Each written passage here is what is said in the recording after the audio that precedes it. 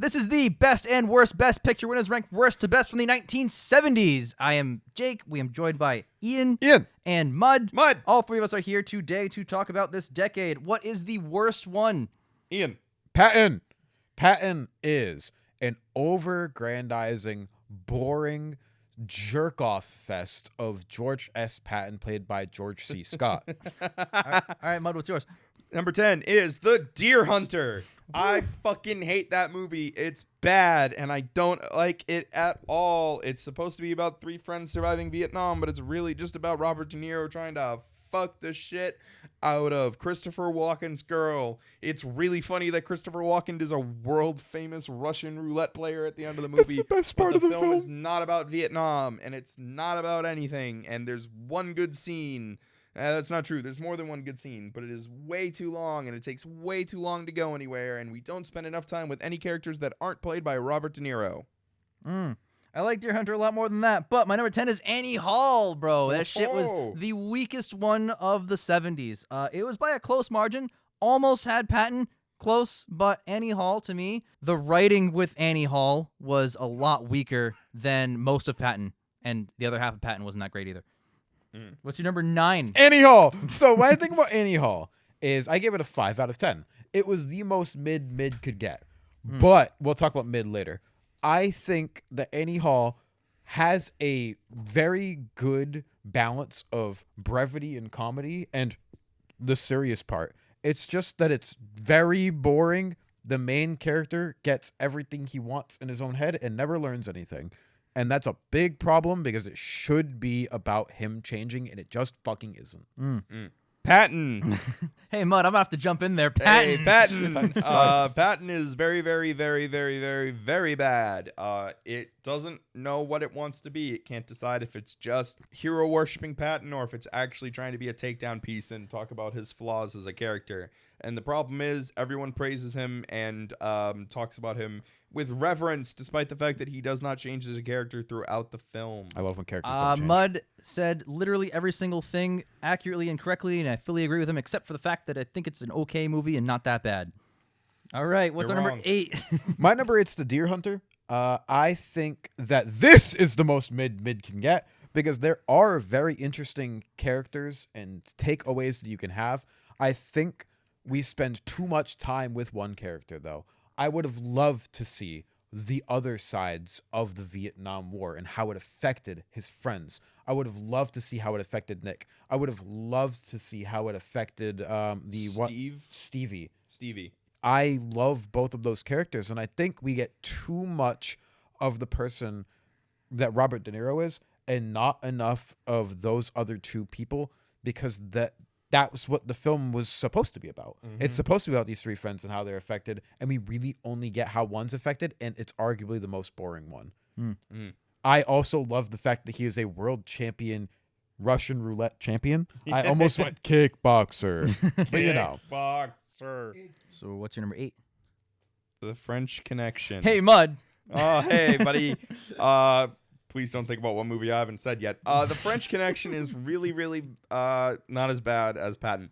It starts very weak and it ends very weakly, but in the middle is a very enjoyable detective film. Yeah. The ending is also very confusing because it does the gunshot off screen fade to black and then tells you what happened to the characters. It could have been ended a lot And stronger. It's insane to me, and I think part of the reason I didn't enjoy it so much is because it has that pedestal of being such a great film. Yeah, you go in expecting because it's so weird. I hate to say there were expectations established, but there were expectations established for a couple other things that we haven't talked about. That Maybe as well. The other half of the list. And my main issue, not my main issue, one of the big issues that you didn't bring up for me are the main characters are not great at anything, but that's not even like a character flaw. They're That's hilariously incompetent. They're so basic, and they could basically be background people in their own film, except that there's nobody to actually latch onto.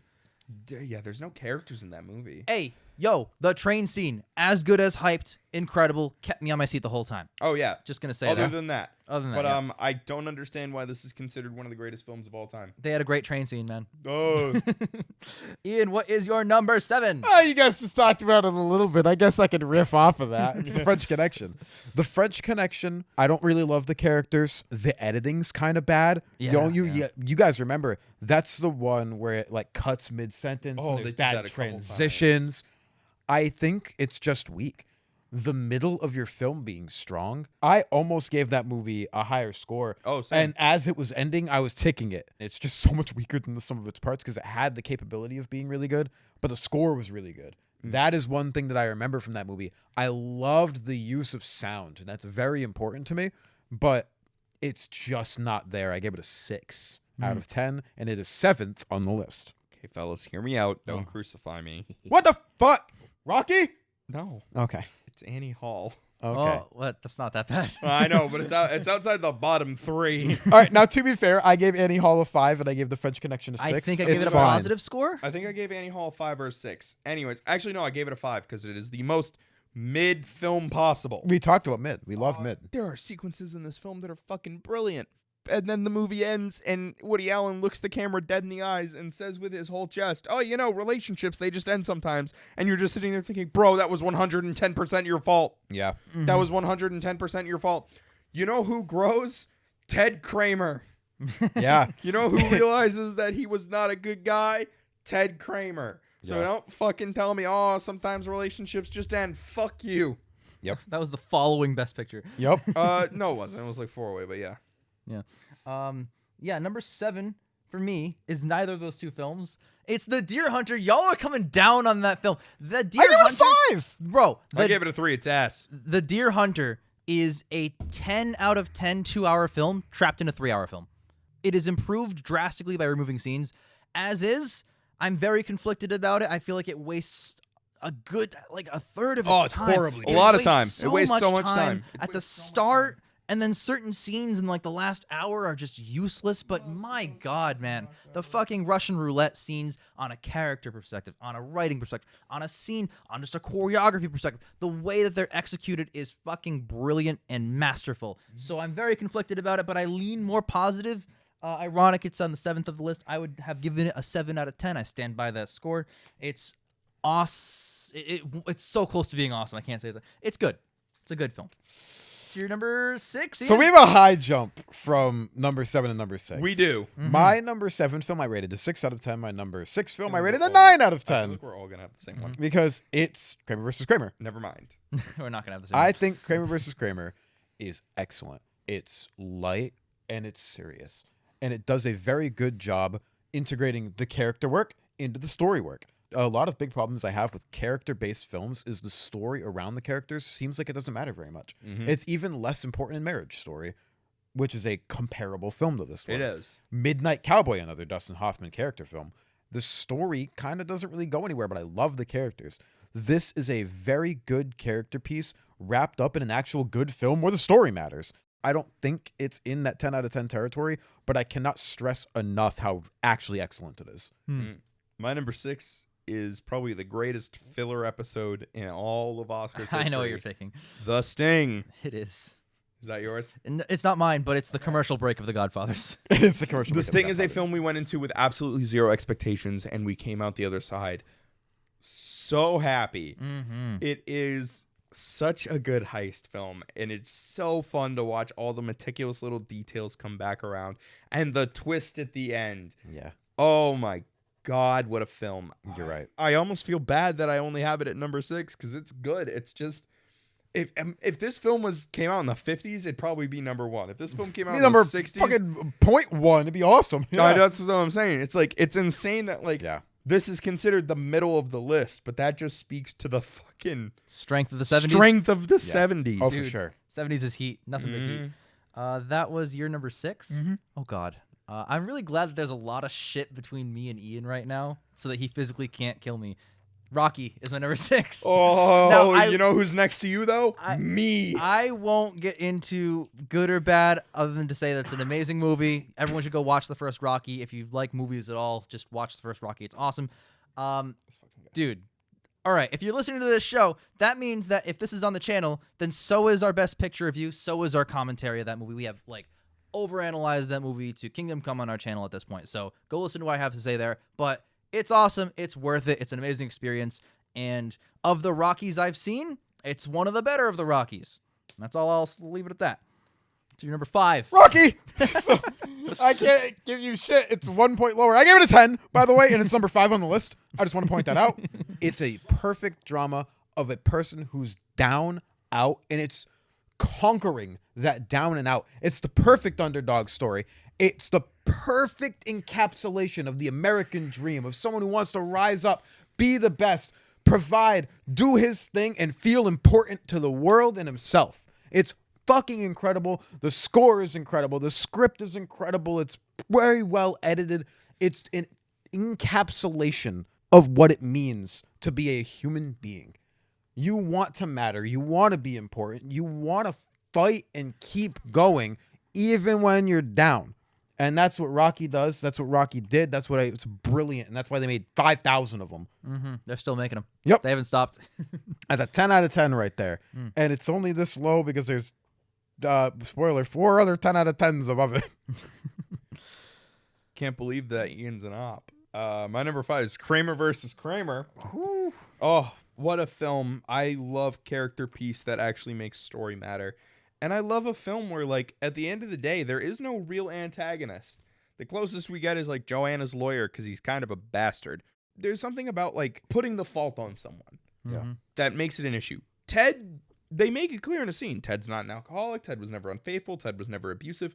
He just Didn't pay attention. He didn't pay attention to her. And you feel the pain that brings. Yeah. And I think Kramer versus Kramer is fantastic. And I'm not bitter that it beat Apocalypse Now. Ooh, okay, yeah, definitely not. I'm fine. Everything's fine.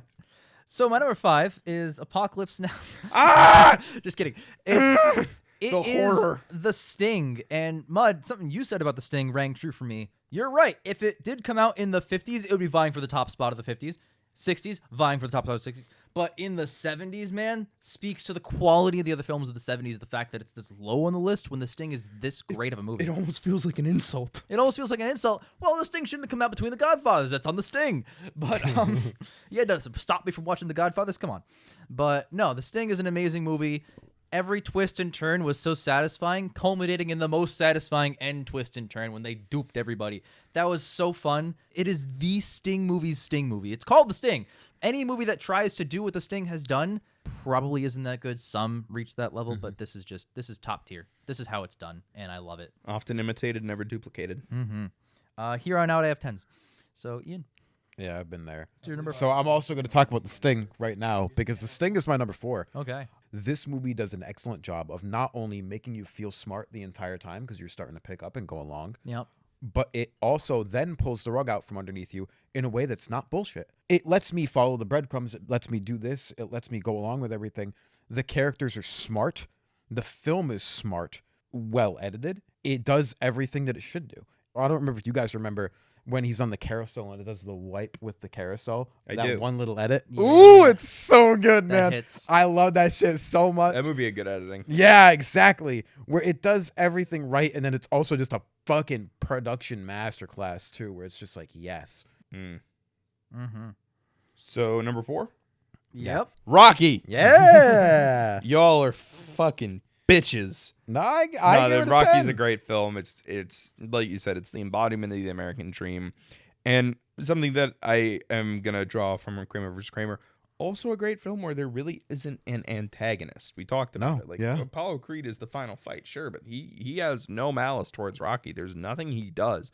Everything in that film is character driven. Yes. It's another character film, and it is relatable. It's probably one of the most relatable films on this list because not all of us are single fathers, and not all of us are Patton, thankfully. Yeah. And not all of us have played Russian roulette for keeps. It kind of reminds me of what one was it? On the Waterfront. I could have been a contender, just like that rage against the unrelenting, uncaring force of the universe. Of I need to matter. Yes. To someone, I want to anyone. I need to. Yes. And I think that's a driving force that every single human being has in their life at some point. And I think Rocky is the most relatable film on this list. Yeah.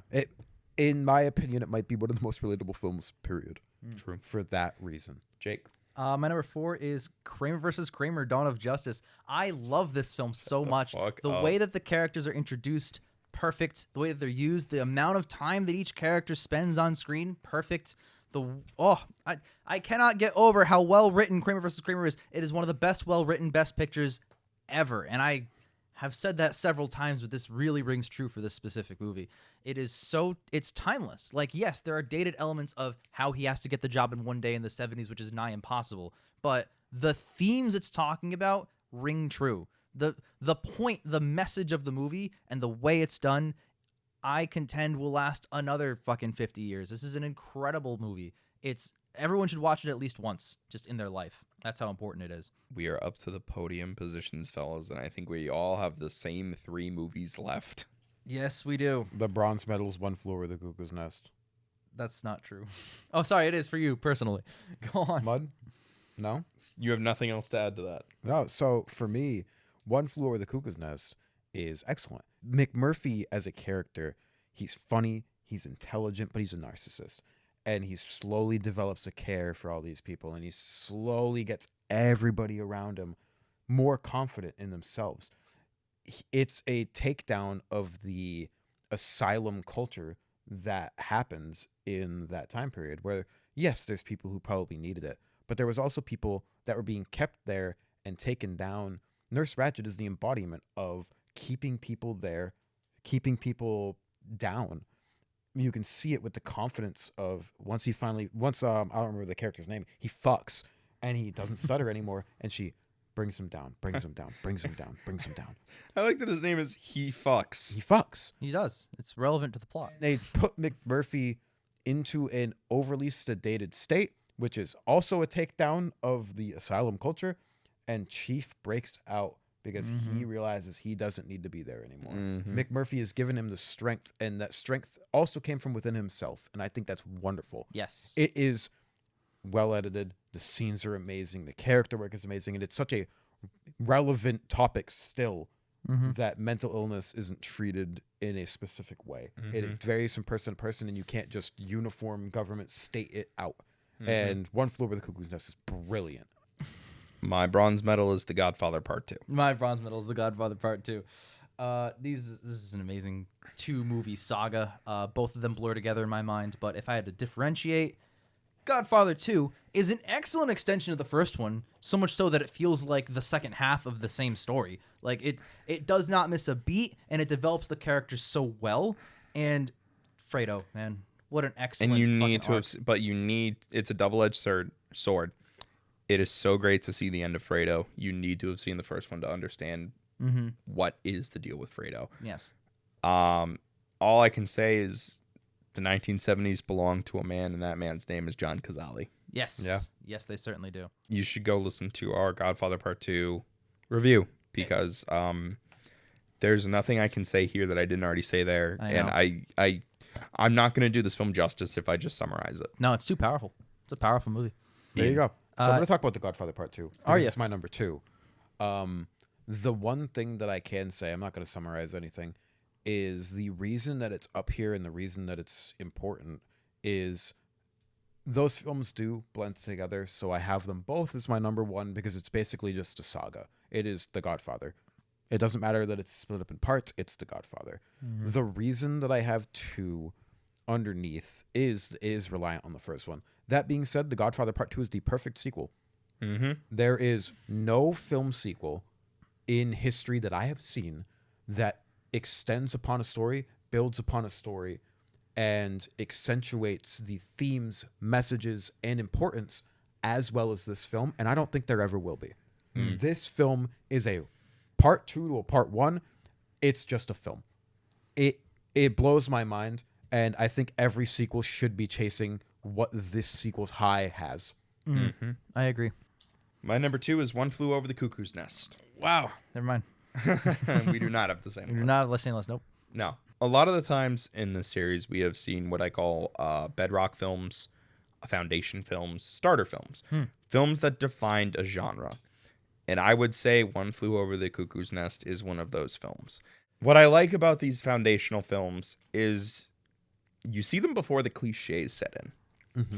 And that's one of the things that I really liked about One Flew is it is a foundational film for the sort of the Footloose model, but it doesn't have the same squeaky cleanness to it that Footloose has, because Jack Nicholson's character is a piece of shit. He's a shit disturber. He's a shit disturber. He is. And what I've found is a lot with these like foundational films is there's like it becomes like a ramp that these characters follow from point A to point B to point C. In the more cliche films that follow for like a disruptive influence, you hit the plot points. But in these earlier films, because they haven't figured it out yet, you see them do things you don't normally see, like Jack Nicholson's character siding with Nurse Ratched a couple times. Mm-hmm. You know, it's not just like the first scene he's introduced and he doesn't like everyone, and then the next scene he has a moment with one of the guys, and then the next scene after that they're all friends. Mm-hmm. As someone who has been fed a steady diet of the cliches and the genres 40 years established since this, it's nice to go back to the original recipe and be like, oh shit, This tastes good. this tastes good. Yeah. Like seeing it a little more raw, seeing it a little more like, oh yeah, what if he didn't teach the entire town to dance? What if he kind of hates the town? Yeah. What if his big rallying cry isn't fuck the authority figures, but more just like be the weirdo you were put on this earth to be? Yeah. And One Flew Over the Cuckoo's Nest is brilliant. It has a really excellent book to follow Yep. for the writing. And there's only one film on this list that I think is better written. It's called The Godfather 1. It's not as well written as One Flew Over the Cuckoo's Nest. I love Godfather 1. It is a masterpiece. It is a 10 out of 10. It does everything it has done for cinema. It is the movie that started movies it is its own genre of movie after that came out. Like, there are movies that come out that are just trying to be The Godfather. Like, how many times a year do we get like The Irishman? The Irishman. There's movies. Gotti, whose entire being would not exist, or in that way at least wouldn't exist, were it not for The Godfathers 1 and 2 existing in the first place. Yeah. Mm-hmm. So, again, I consider them one film, one really long movie. I agree. It deserves to be that long. It's just in 2 parts in my mind. So I put 1 above 2 because the number 1 is first and number 2 is second. But in my mind, they're equivalent. I love The Godfather 1. However, neither Godfather is as good as the number 1. So, Ian, what's your number 1? The Godfather is a perfect film. The Godfather is a perfect film. It's everything that it should be. And films, again, have been chasing that blockbuster status and that level of importance and that level of heartfelt. And it's the film that set off modern cinema, basically. I have never seen a film live up to its own expectations and its own hype. In the same way that The French Connection fizzled out insanely bad, I have never heard a bad review. I've never heard nothing less than a stellar review of The Godfather. Unless it's people, oh, it's long. Shut up. And it's Go still, away. well, it insists upon itself. And it still managed to beat my expectations. Yep. I put it at my number 1 because of what I said about part 2, which is I think it's critical to understanding Fredo's story. Yep. And if I'm judging them as 2 separate films, and I agree with you guys that, like, you watch these together. It's like Lord of the Rings. You just watch them all together. You just watch them. But gun to my head, we can't group up because these are not personal lists. We have to separate them. This is a 1 through 10. What is best? Yep. I'm putting Godfather at number 1. I'm then putting One Flew, and then I'm putting part 2. I will say, I don't know if I expressed this in either version or either review. I would love to watch this film in chronological order. Watch all of Vito Corleone's stuff. Watch the first one. Watch all of Michael's stuff from the second one. But I still want the final scene to be Michael's birthday party. Or Vito's birthday party on D-Day. Or not D-Day. Pearl Harbor. Yeah. From Here to Eternity Day. I really think that The Godfather changed cinema forever. Everything has been trying to chase that high. Some things get that high in certain aspects. But The Godfather, like it or not, made an entire genre defying, because there were Italian mob films before this, but it defied, changed, and broke that genre that had existed for years. Not a lot of films do that. And then also created basically the blockbuster upon that. Incredible. All right, Jake, let's hear your clown take. Clown No, take. it's a One good Flew take. Over the Cuckoo's Nest is the best movie of the 1970s. Oh, It's no, another 10. Another 10 out of Yeah. 10. It's the best picture winner of the entire show. It is my favorite So one so far. far. Favorite one so far. I can't really see it being topped. It might be topped. Fucking love it. It's the best one of the 70s. It is a perfect film. Everybody should watch it, no matter who you are. Yeah. In my mind, it's required viewing, especially if you're the kind of person who is getting involved with a mental institution, maybe like as an employee or. You know, as you a should patient. read the book. You should read. You should read the book potentially, or potentially, watch Did the you just movie. recommend Jake read something? I'm It's a illiterate. really good book. Jake is illiterate. Of the 3 people in this room, who wrote a book? I love One Flew Over the Wow. Cuckoo's Nest. Wow, you wrote? Do you know what that isn't? Reading. Got him. I write. I don't even know what that argument is. I don't know. I make when that. I'm editing, yeah, that's good. I can't read. Me, also a professional writer, I can't read. Guys, I might have edited this down, but we've gone on for a while now. We're like fucking. We're a little drowning high. loopy. We're We also pretty loopy. like just did a lot of other videos. did a lot of We're- other videos. we're- We're about to eat food. All right, I'm excited for it. We Look, are what 4 hours deep right now. Jesus, shut up. No way. Also, can I just say to top this off, my 7. top 3, Godfather 1 Flew and Godfather 2, are also my top 3 of this series. too. Yes, same. Bro. But for me, Because this is the fucking 1970s. this decade has been the best one so far.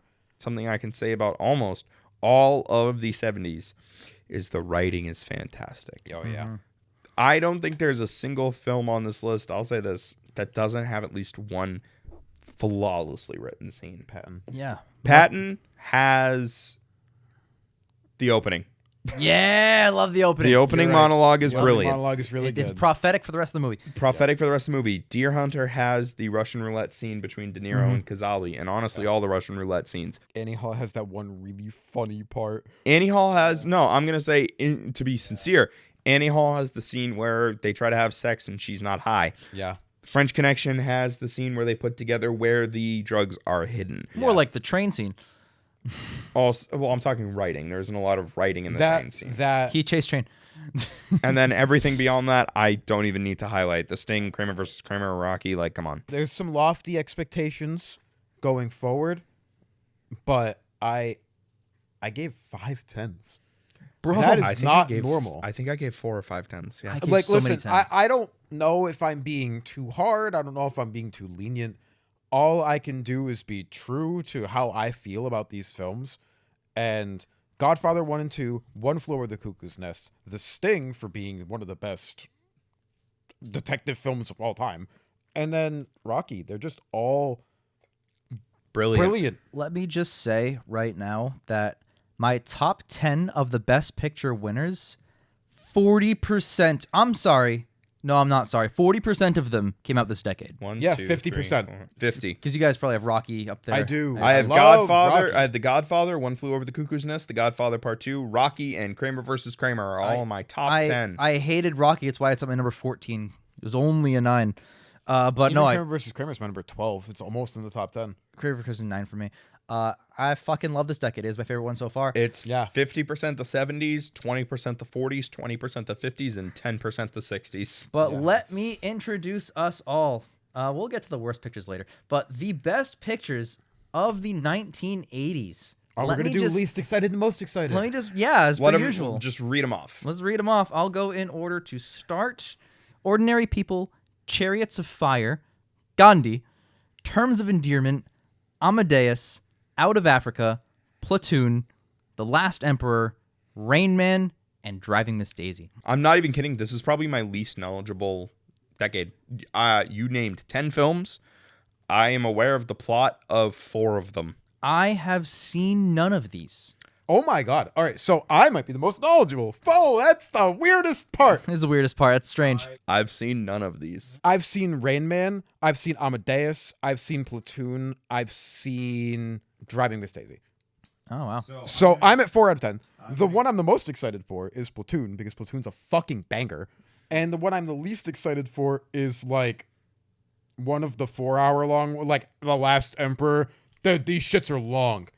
And Amadeus is long, but I think Amadeus is a bop I am probably most excited for Amadeus. for, They have the song. not because of the song, but Amadeus. The song slaps. Followed closely by Platoon and Rain Man. I've heard excellent things about all 3 of those Rain movies. Man's fucking But great. Amadeus for me is like every reviewer who's talked about it, and I try not to listen to reviews of movies before I see them for myself. So yeah, I of can, course, like, you don't want make to my own taint take. your bias. But every single person who's even mentioned Amadeus is just like, bro, it's so unique, it's so brilliant, gotta fucking check it out. I It's so really good. like it. It's just really long. Dude, I'm excited. Yeah. I'm really excited. So that's my number one for me.